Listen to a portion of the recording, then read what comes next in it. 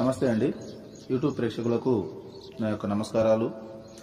ఈ మరుగుమందు చూసారా అండి? మరుగుమందులో రెండు రకాలు ఉంటాయి. మనకు ఒకటి వచ్చేసి తినే తాగే దాంట్లో పెట్టేది, అంటే అది కడుపుకు పెట్టేదన్నమాట. అది మనం అన్నంలో, కూరలో, చికెన్లో, మటన్లో, జ్యూస్లో, స్వీట్లో, కూల్ డ్రింక్లో అది పెట్టచ్చు. అంటే తినే తాగే దాంట్లో పెట్టాలి, అది కడుపుకు పెట్టేది వస్తుంది. ఇక రెండోది మనకు బట్టలకు, చెప్పులకు, తలకు, వంటికి ఏదో ఒక భాగాన పూసే మరుగుమందు వస్తుంది అనమాట.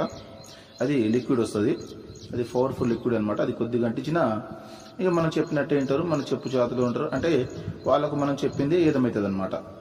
దీంతో పాటు వశీకరణ పూజ కూడా చేస్తానండి.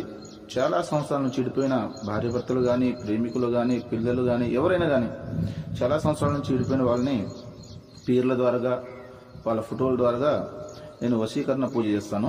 వశీకరణ పూజ చేసి వాళ్ళని దగ్గర చేస్తాను. నాకు చాలామంది చెప్పారు, గురుగారు వాళ్ళ కాడ వీళ్ళ కాడ తీసుకుని